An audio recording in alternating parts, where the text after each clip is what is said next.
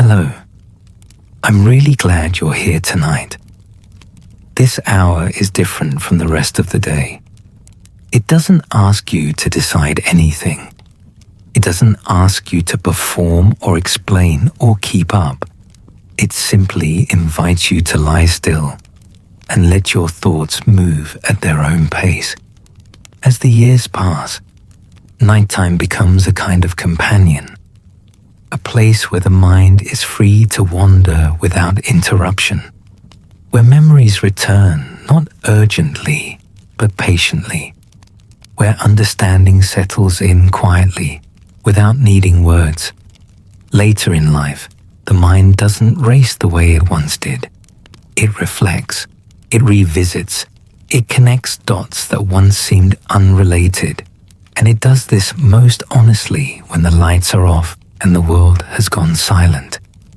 This space is for those thoughts, the ones that don't surface during the day, the ones that arrive only when you're alone with yourself, resting, remembering, and gently making sense of a long, lived-in life.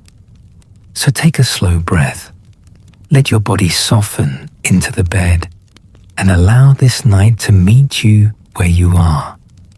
And now, before we begin, if this kind of honest, gentle reflection speaks to you, take a moment to like this video and subscribe to the channel. And down in the comments, tell me where you're listening from and what time it is where you are right now. There's something comforting about knowing we're all here together, scattered across time zones, but united in these late hours when the world finally grows still. So settle in, adjust your pillows, find a comfortable position, and know that for the next hour, you're not alone in whatever wisdom you're carrying, whatever understanding you've earned, whatever truths rise to the surface when the lights go out. Let's begin. You're lying in bed right now, and the question arrives like it does most nights. Not loudly, not demanding immediate attention, just quietly settling into the space beside you, like an old friend who knows they're welcome. The question isn't always the same question. Sometimes it's about meaning. Sometimes it's about time. Sometimes it's about the people you've loved, or the choices you've made, or the person you've become. But there's always a question. After 55, sleep doesn't come the way it used to. You don't simply close your eyes and disappear into darkness. There's a threshold now, a space between waking and sleeping, where your mind does its most honest work, where it asks things you don't ask during the day, where it processes what you've been avoiding processing, where it seeks understanding you didn't know you were seeking. This isn't insomnia exactly. It's something different, something quieter, something almost intentional. Your mind has earned the right to this time. It's carried you through decades of experience.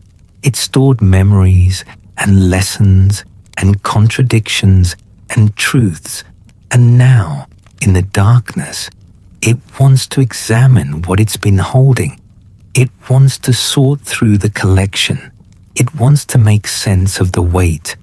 You used to fight this. You used to lie here frustrated, willing yourself to sleep, angry at your mind for not shutting down when you needed it to. You'd count backward. You'd focus on your breathing. You'd try every technique anyone ever suggested. And sometimes these methods worked. Sometimes they didn't. But you've learned something over the years. You've learned that fighting your mind at night is like fighting the tide. You can resist it, but you can't stop it.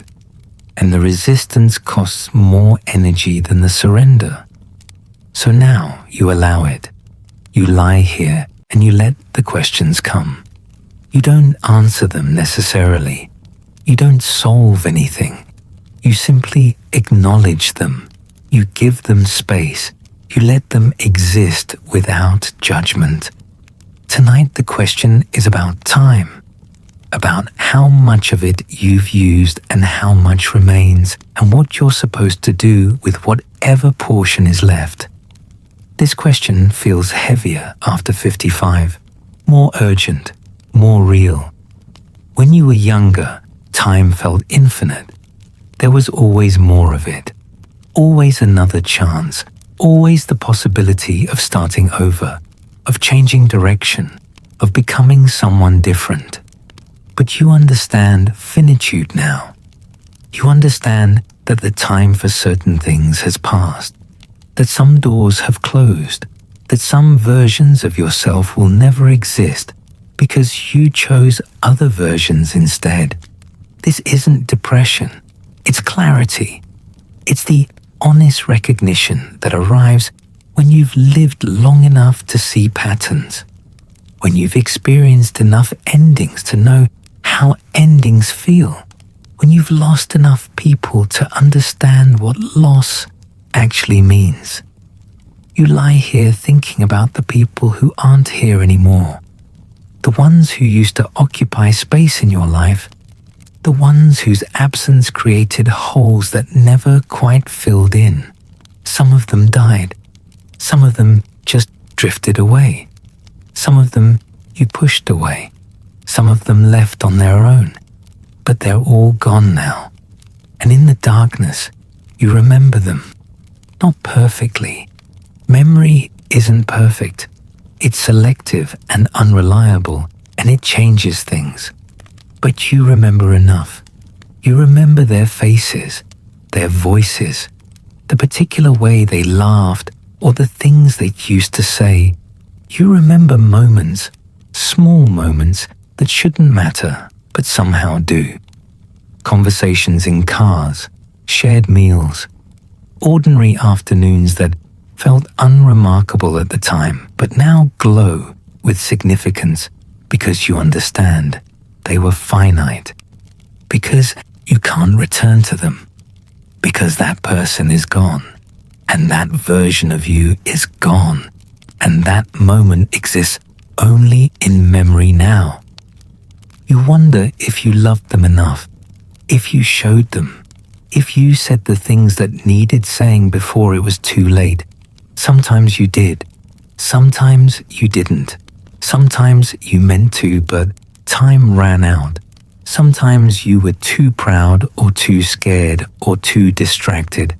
This regret sits in your chest some nights, not crushing, not unbearable, just present. A gentle ache that reminds you of what you didn't do, of what you can't fix now, of words that will remain forever unspoken because the person who needed to hear them is no longer available to receive them. But you've also learned something about regret. You've learned that it can coexist with acceptance, that you can wish you'd done things differently while also understanding why you didn't, that you can hold both the sorrow and the forgiveness, that you don't have to choose between them. You weren't perfect. You made mistakes. You hurt people. You failed in ways that still shame you when you remember them. But you were also doing your best with what you knew, with what you had, with who you were at that time. You understand this now in a way you couldn't when you were younger. You understand that everyone is doing their best, even when their best is inadequate, even when their best causes harm, even when their best falls so far short of what was needed. This understanding doesn't erase the harm. It doesn't make everything okay, but it allows you to be gentler with your younger self, to look back at that person who made those choices and feel compassion instead of only condemnation, to recognize that they were learning, that they were struggling, that they were carrying wounds they didn't know how to heal. The question shifts now. It's no longer just about time. It's about meaning. About whether your life has meant something. Whether you've mattered. Whether you've left anything behind that will outlast your body. This question feels almost embarrassing during the day. It feels self-important, grandiose, the kind of thing that sounds ridiculous when spoken aloud. But at night, in the darkness, it feels legitimate. It feels like something you're allowed to wonder about. Something you've earned the right to consider after all these years of living. You think about your work, whatever work you've done, whether it mattered, whether it made any difference, whether anyone will remember it, or whether it will simply disappear like most work disappears, like most lives disappear, like most of everything eventually disappears into the vast forgetting that swallows almost all human effort. Maybe you built things, created things, made things that exist in the world. Or maybe you taught people, raised children, cared for others, showed up day after day to do necessary work that nobody celebrated, but everybody needed. Or maybe you just lived, just existed, just moved through the years doing what needed to be done without any grand purpose or visible legacy. All of these count. All of these matter. But you wonder if they matter enough, if you've done enough, if you've been enough. The world told you that you needed to be exceptional, that you needed to achieve great things, that you needed to make your mark, that ordinariness was something to escape, something to rise above, something to be ashamed of. But you're old enough now to question this. You're old enough to wonder if maybe the world was wrong, if maybe a well-lived ordinary life is actually extraordinary, if maybe showing up with kindness day after day is more valuable than any singular achievement, if maybe the small moments of connection matter more than the grand gestures that get remembered. You think about the people whose lives you've touched, not in dramatic ways necessarily, just in small ways. The conversations you've had, the support you've offered, the times you listened when someone needed to be heard, the times you showed up when someone was alone, the times you offered comfort or clarity or simply presence. These moments don't get commemorated. They don't get awards or recognition. They don't even get remembered most of the time. But they happened. They were real. They made difference in the moment, even if that difference didn't echo forward into some permanent change. And maybe that's enough. Maybe the point isn't to create lasting monuments. Maybe the point is to be kind in temporary moments. To offer what you can when you can to whoever needs it. To live with as much integrity and compassion as possible, given your limitations. To hurt fewer people than you help. To leave things slightly better than you found them, even if nobody notices. Your body is relaxing now. You can feel it. The tension in your shoulders releasing. The tightness in your jaw softening. Your breathing slowing, deepening, becoming more rhythmic, more automatic. Your mind is still active, but it's not agitated. It's simply moving, simply processing, simply doing what minds do in the darkness when given permission to wander. You shift your position slightly, adjusting, seeking comfort. Your body knows this ritual. It's performed it thousands of times. It knows how to prepare for sleep, even when sleep feels distant, even when the questions are still arriving, even when the mind isn't quite ready to let go. You think about tomorrow, about the next day, about all the days that might remain. You don't know how many there are. Nobody does. But you're aware that the number is shrinking, that you have more days behind you than ahead of you, that the future is shorter than the past now. This awareness changes how you think about time. It makes you more selective, more intentional, more conscious of what deserves your energy and what doesn't. You're less willing to tolerate bullshit than you used to be, less willing to pretend, less willing to maintain relationships that drain you or participate in activities that feel meaningless or spend time on things that don't matter to you. This isn't cruelty, it's clarity. It's the recognition that time is precious and you get to choose how to spend what remains. You get to say no. You get to protect your peace. You get to prioritize what actually feeds you rather than what you think you're supposed to do. Some people find this difficult. They interpret your boundaries as rejection. They want you to be who you used to be. Accommodating, available, willing to sacrifice your own needs to meet theirs. But you're not that person anymore. You've evolved. You've learned. You've grown into someone who understands that self-preservation isn't selfish, that you can't pour from an empty cup, that taking care of yourself allows you to show up better for others when you choose to show up.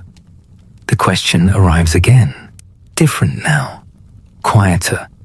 It's asking about peace, about whether you've found it, about whether you even know what it looks like. Peace seemed simple when you were younger. It seemed like the absence of problems, the resolution of conflicts, the achievement of goals, the arrival at some destination where everything would finally be okay. But you understand now that peace isn't a destination. It's not something you arrive at. It's not something you achieve and then possess forever. Peace is a practice, a choice, a moment-by-moment decision to accept what is rather than resist it, to work with reality rather than against it, to release the need for things to be different than they are. This doesn't mean you don't change things. It doesn't mean you accept injustice or cruelty or harm. It means you start from acceptance of what is before you try to transform it. You acknowledge reality before you attempt to reshape it. You work with the truth of the situation rather than the fantasy of how you wish it was. You've learned this slowly, painfully, through years of resistance that accomplished nothing except exhaustion, through years of fighting battles that couldn't be won, through years of trying to control things that were never yours to control. You've learned to discern between what you can influence and what you can't, between what deserves your energy and what doesn't, between what's your responsibility and what belongs to someone else. This discernment is wisdom. It's what you've gained from all those years, from all those experiences, from all those mistakes and victories and ordinary moments that taught you how life actually works rather than how you thought it was supposed to work. And with this wisdom comes a kind of peace. Not perfect peace, not constant peace, but moments of peace. windows of acceptance, periods where you're not fighting, where you're not resisting, where you're simply being with what is and finding that what is isn't as terrible as you feared, that you can handle it, that you're strong enough, that you've survived everything that's tried to break you and you're still here, still breathing, still capable of finding beauty and meaning and connection. Your breath is steady now, deep, slow. Your body is heavy against the mattress, sinking, settling, finding its resting position. Your mind is quieting, not silent, but quieter. The questions are still there, but they're gentler now, less urgent, more like observations than demands. You think about the people you love, the ones who are still here, still present in your life, still available for connection. You feel grateful for them, for their existence, for their willingness to share their lives with you, for the ways they see you and accept you and choose you despite knowing your flaws. These relationships are precious, more precious than you realized when you were younger, when you took people for granted, when you assumed everyone would always be available, when you didn't understand how rare it is to be truly seen and still loved. You want to love them better, to show up more fully, to express what they mean to you, to make sure they know, to not make the same mistake you made with the people who are gone, the mistake of assuming you'd have more time, the mistake of putting off the important conversations, the mistake of leaving things unsaid because you thought there would always be another opportunity. There might not be another opportunity. There might not be more time. This could be it, this moment, this day, this chance to say the things that matter, to offer the love you feel, to bridge the distance, to repair what's broken, to strengthen what's fragile, to celebrate what's beautiful. You make a quiet promise to yourself, not a grand resolution, not a dramatic commitment, just a gentle intention, to try, to do better, to show up more consciously, to love more openly, to speak more honestly, to waste less time on fear and more time on connection. The question shifts again. It's asking about acceptance now, about whether you've accepted yourself, about whether you've made peace with who you are, with who you're not, with what you've done, with what you've failed to do. This is perhaps the deepest question, the one that sits beneath all the others, the one that determines whether you can rest, whether you can find peace, whether you can move through whatever remains of your life with grace rather than regret. You've spent so many years trying to be someone else, someone better, someone more accomplished, someone more lovable, someone more acceptable. You've carried shame about your failures, guilt about your choices, criticism about your body, judgment about your thoughts, disappointment about your limitations. And all of this weight has been exhausting. All of this self-rejection has cost you peace.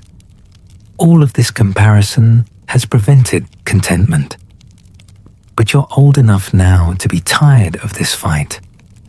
You're old enough to question whether it was ever necessary, whether you were ever as unacceptable as you believed, whether the standards you were measuring yourself against were even valid. You look at your life from this distance and you see things differently. You see that you were doing your best, that you were working with what you had, that you were learning as you went.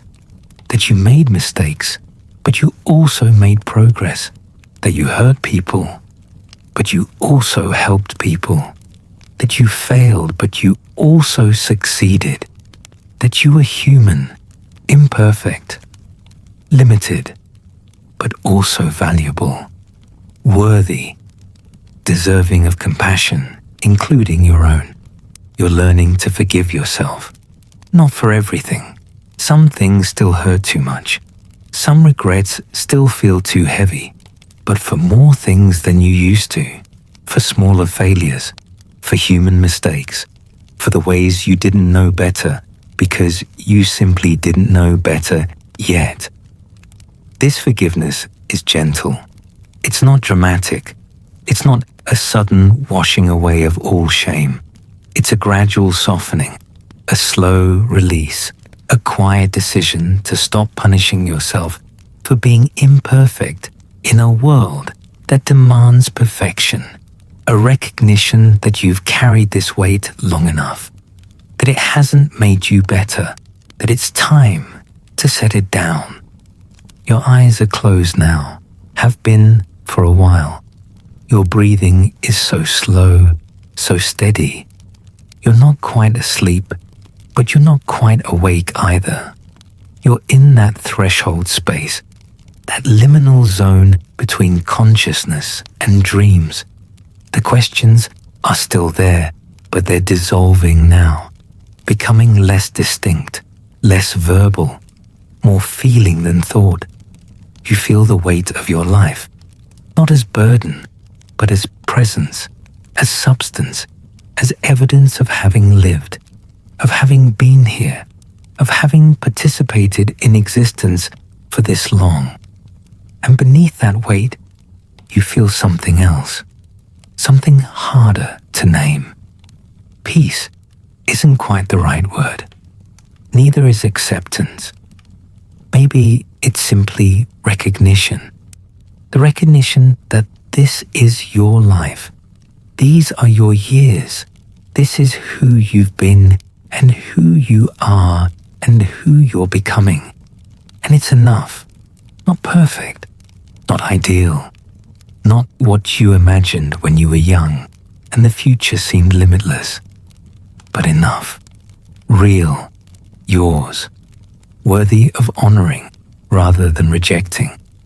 And with that recognition comes a kind of softness, a gentle releasing, a permission to rest, to stop fighting, to stop judging, to simply be here in this bed, in this body, in this moment, without needing it to be anything other than what it is.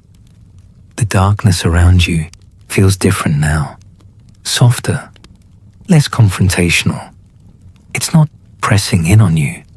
It's simply holding space, allowing you to exist without demanding anything in return. This is what night becomes after 55. Not an enemy to conquer, not a void to fear, but a companion that knows you well, that's witnessed every version of you that's ever existed in this vulnerable state, that's been present for your worst nights and your best nights and all the ordinary nights in between. You think about dreams now, not the dreams you have while sleeping, the other kind, the dreams you carried when you were younger, the visions of who you'd become, the plans you made, the futures you imagined. Some of those dreams came true, some of them didn't. Some of them transformed into something you never expected, something better or worse, or simply different than what you'd envisioned. You grieved the dreams that died, the ones that became impossible, the ones you had to release because life took you in different directions, the career that never materialized, the relationship that never worked, the person you thought you'd be, but never became. These losses are real. They deserve acknowledgement. They shaped you through their absence just as much as your successes shaped you through their presence. But you've also gained dreams you never knew to have, dreams that arrived unexpectedly, opportunities that appeared from nowhere, paths that opened when other paths closed. Life surprised you. It gave you things you didn't ask for. Some of those things were painful, but some of them were beautiful. Some of them were exactly what you needed, even though you never knew you needed them. You think about the people who appeared in your life unexpectedly, the ones who weren't part of your plan but became essential to your story. The friend you met by accident who became family. The mentor who saw something in you that you didn't see in yourself. The stranger who said exactly the right thing at exactly the right moment and changed your trajectory without ever knowing it.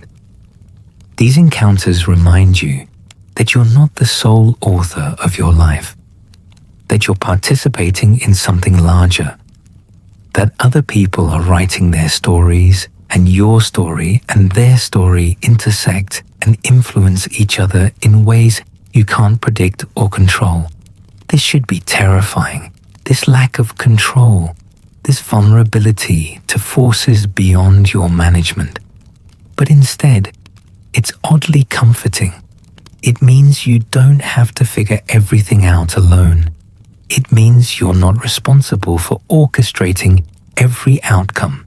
It means you can release some of the burden you've been carrying, the burden of trying to control the uncontrollable, the burden of believing everything depends on you, the burden of thinking you have to have all the answers.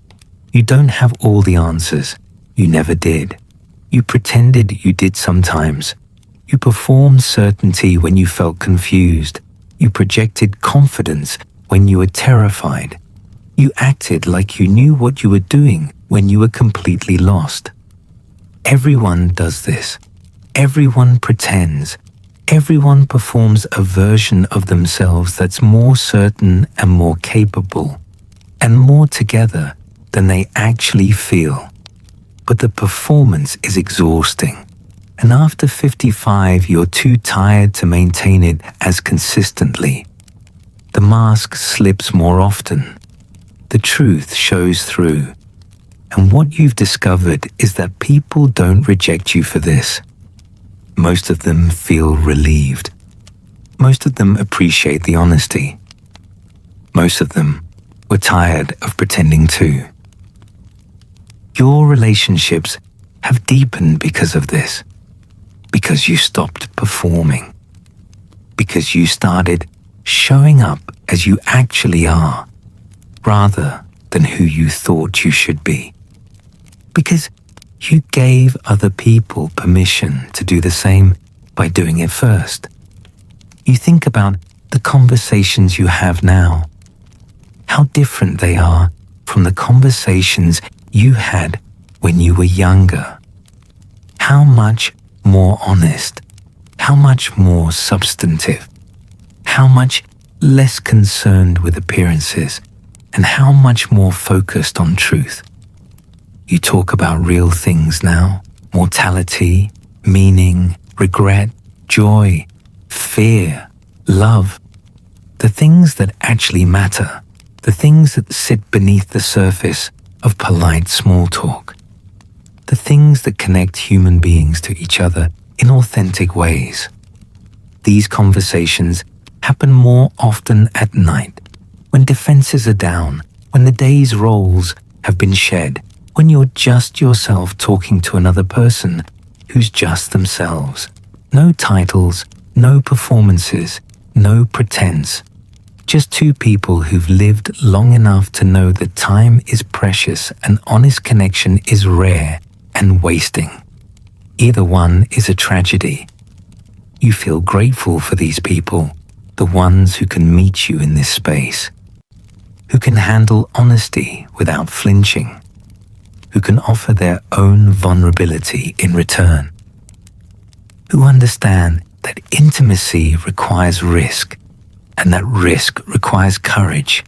And that courage becomes easier when you've already survived so much. You've survived so much. More than you sometimes remember. More than you give yourself credit for. You've survived losses that felt unsurvivable. You've endured pain that felt unbearable.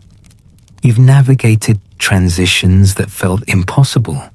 You've continued when continuing seemed pointless. You've gotten up day after day even when you didn't want to, even when you couldn't see the point, even when the weight of existence felt crushing. And here you are, still breathing, still capable of feeling, still able to find moments of beauty and meaning and connection. This is not nothing. This is everything.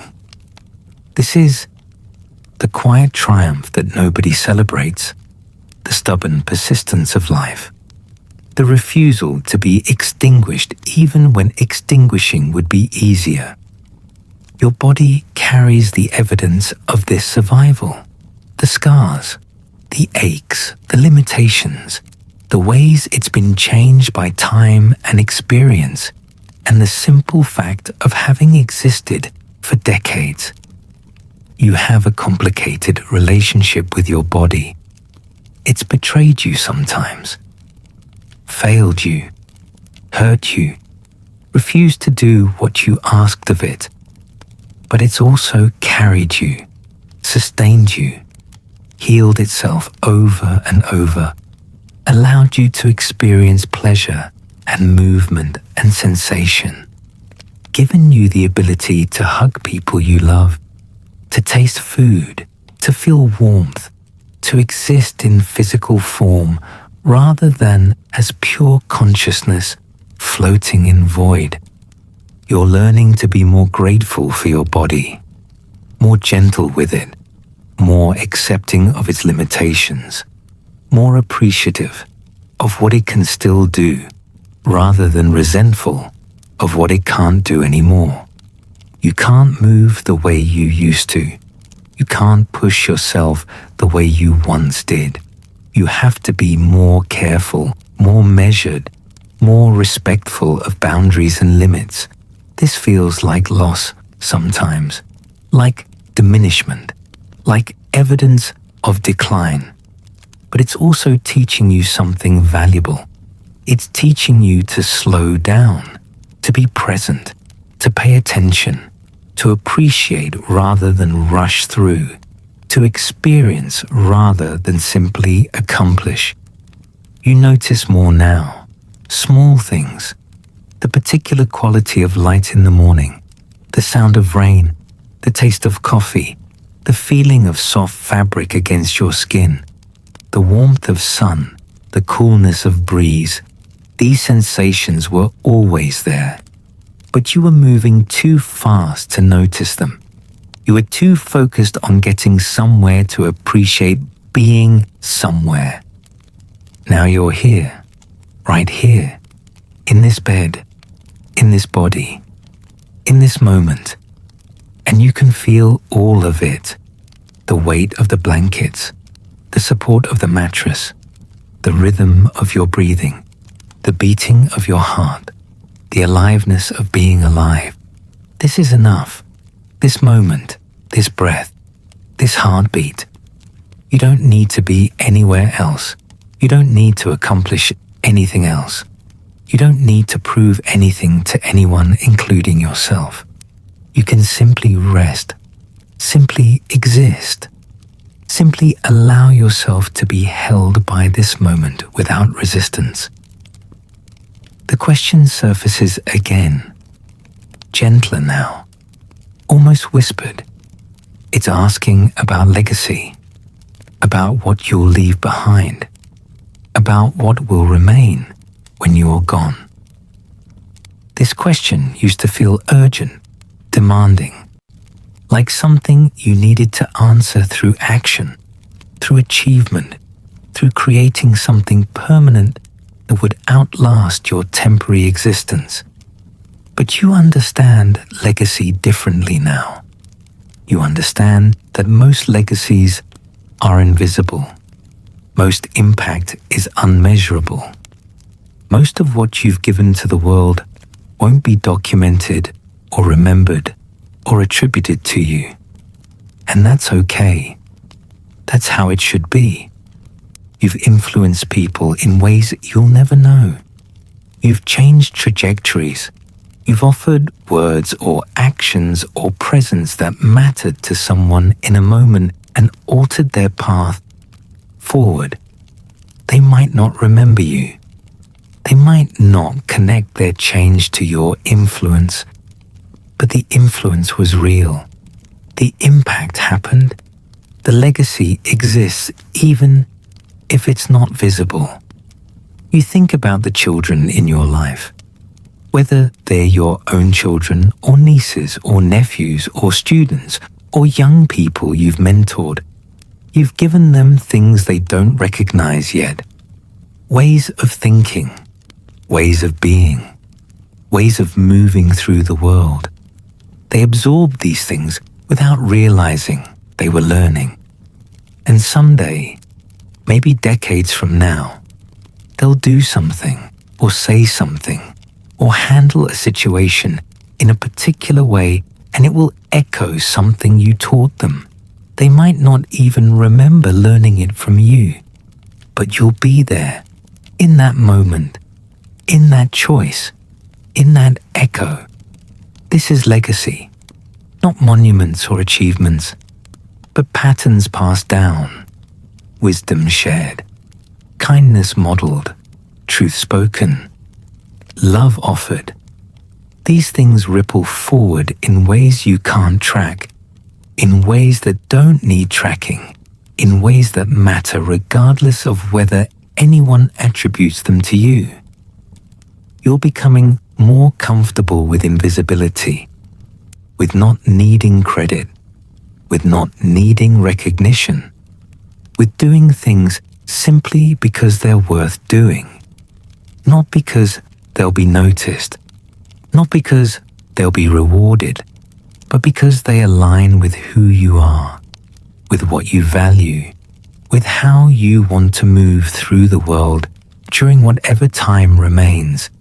This is freedom, real freedom, the freedom that comes from releasing the need for external validation, the freedom to act according to your own values rather than other people's expectations, the freedom to be yourself, even when no one's watching, especially when no one's watching, because that's when you're most honest, most authentic, most truly yourself. Your breathing is so slow now, so deep, so rhythmic. You're barely aware of it. It's happening without your conscious involvement. Your body knows what to do. It's been breathing for decades. It doesn't need your supervision. It doesn't need your control. You can let go. You can trust it. You can surrender to the autonomic processes that keep you alive without requiring your participation. This is what sleep requires. Surrender. Letting go of control. Trusting that your body will continue. That your heart will keep beating. That your lungs will keep breathing. That you'll wake up tomorrow. That it's safe to release consciousness. That the world will still be here when you return. You think about faith, not necessarily religious faith, though maybe that too, but the basic faith required to live, to get out of bed each morning, to make plans, to invest in relationships, to believe that action matters, to trust that tomorrow will come, to hope that things can get better, to continue despite evidence that life is hard and people die and nothing lasts. This faith is remarkable when you really consider it. You've been disappointed so many times. You've been hurt. You've lost people you loved. You've failed at things you tried. You've discovered that life is more difficult and more painful than you imagined when you were young. And yet, you continue. You keep going. You keep believing. You keep hoping. You keep trying. This persistence is its own form of wisdom, its own form of courage, its own form of grace. You're proud of yourself for this, for continuing, for not giving up, for finding reasons to stay even when leaving seemed easier, for choosing life over and over even when life felt overwhelming. This pride is quiet. It's not boastful. It's simply honest recognition of your own strength, your own resilience, your own stubborn refusal to be defeated by circumstances that could have defeated you. You've earned this pride. You've earned the right to look at your life and see not just the failures, but the victories, not just the mistakes, but the growth, not just the losses, but the love, not just the pain, but the beauty. Both exist, both are real, both are part of your story, and both deserve acknowledgement. The question asks about gratitude now, about whether you're grateful, about whether you can look at your life with its mixture of joy and sorrow and feel thankful for having lived it. This is complicated. There are things you wish had been different, people you wish you hadn't lost, choices you wish you hadn't made, experiences you wish you hadn't endured. You can't pretend these things don't matter. You can't gaslight yourself into false gratitude for genuine suffering. That would be dishonest. But alongside the sorrow, there's also been beauty. There's been love. There's been connection. There's been meaning. There's been laughter and pleasure and moments of transcendence. There's been sunrise and music and the taste of ripe fruit and the feeling of being held by someone who cares. There's been friendship and discovery and the satisfaction of mastering something difficult. There's been the simple animal pleasure of being alive in a body that can feel. You can be grateful for these things while also grieving the painful things. You can hold both. You don't have to choose. You don't have to pretend everything was perfect in order to appreciate what was beautiful. You don't have to minimize your suffering in order to access gratitude. You can simply acknowledge the truth that life is complex, that it contains both darkness and light, that you've experienced both, that both have shaped you, that both have value even when that value is hard to see. You're grateful to be here, in this bed, in this body, in this moment. You're grateful for the people you've loved, even though loving them meant risking loss. You're grateful for the experiences you've had, even though some of them hurt. You're grateful for the wisdom you've gained, even though wisdom often comes through pain. You're grateful to have lived long enough to understand things you couldn't understand when you were younger, to see patterns, to recognize truth, to forgive yourself and others, to know what matters and what doesn't, to have perspective. This perspective is precious. It's what you've earned through all those years, through all those experiences, through all that living. No one can give you perspective. You can't learn it from books. You can only gain it through time, through accumulation of experience, through reflection on that experience, through the slow process of connecting dots and recognizing patterns and understanding how things work. You have this now, this hard-earned wisdom, this perspective that only comes from having lived. And it changes everything. It changes how you see the world. how you see other people, how you see yourself, how you make decisions, how you spend your time, how you love, how you grieve, how you hope, how you rest, and you are resting now, deeply. Your whole body has released. Your muscles are soft. Your jaw is relaxed. Your hands are open. Your shoulders have dropped away from your ears. Everything has settled. Everything has let go. You're sinking into the mattress, being held by it, supported by it. You don't have to hold yourself up. You don't have to maintain anything.